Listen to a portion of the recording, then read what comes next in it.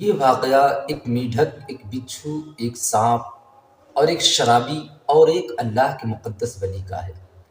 حضرت ذوالنون مصری رحمۃ اللہ تعالیٰ علیہ دریائے نیل کے کنارے کسی گہرے خیال میں ڈوبے ہوئے تھے۔ آپ کی نگاہوں نے اچانک سے کیا دیکھا کہ ایک بڑا سا بچھو جو دریا کے کنارے سے کہیں جا رہا ہے۔ آپ اس کے پیچھے پیچھے ہو لیتے ہیں۔ پھر آپ نے کیا دیکھا کہ دریا سے ایک بڑا میڈک نکلا اور جس کی پشت پر یہ بچھو سوار ہو گیا۔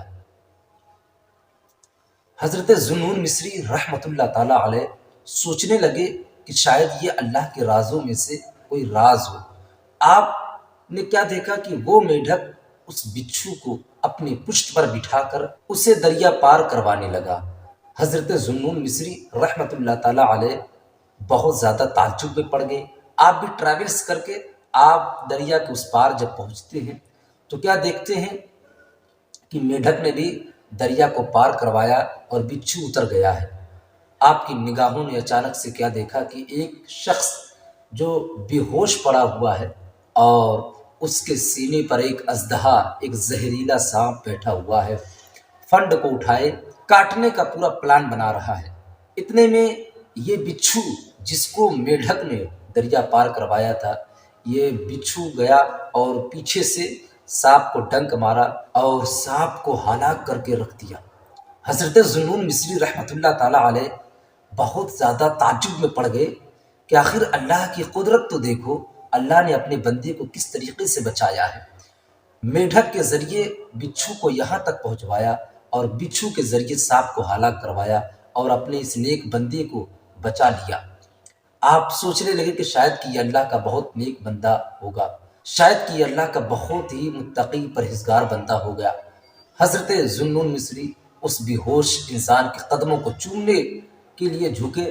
آپ کو اس کے منہ سے بدبو آ رہی تھی، وہ ڈرنک کر رکھا تھا، شراب پی رکھا تھا۔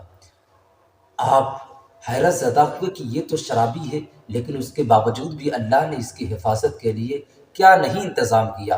پھر غیب سے آواز آئی ہے کہ اے ذوالنون مصری، اگر میں کیول نیک متقی پرہیزگار عابد و زاہد نمازیوں کا خیال رکھوں گا تو میرے گنہگار بندوں کا خیال کون رکھے گا؟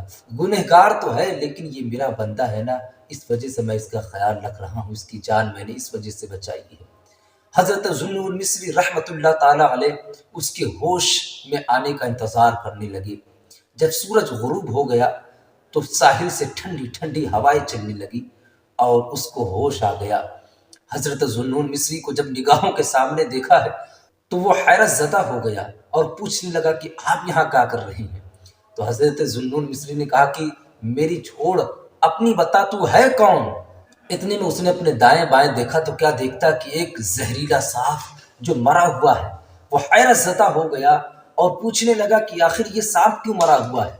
حضرت ذوالنون مصری رحمۃ اللہ تعالیٰ علیہ نے پوری بات اس کو سنائی کہ اللہ نے تمہاری جان بچانے کے لیے میڈک کے ذریعے ایک بچھو کو یہاں تک پہنچایا، اور یہ سانپ تمہیں ڈسنے جا رہا تھا، کاٹنے جا رہا تھا، اس بچھو کے ذریعے اللہ نے اس سانپ کو ہلاک کروایا اور تمہاری جان کو بچایا ہے۔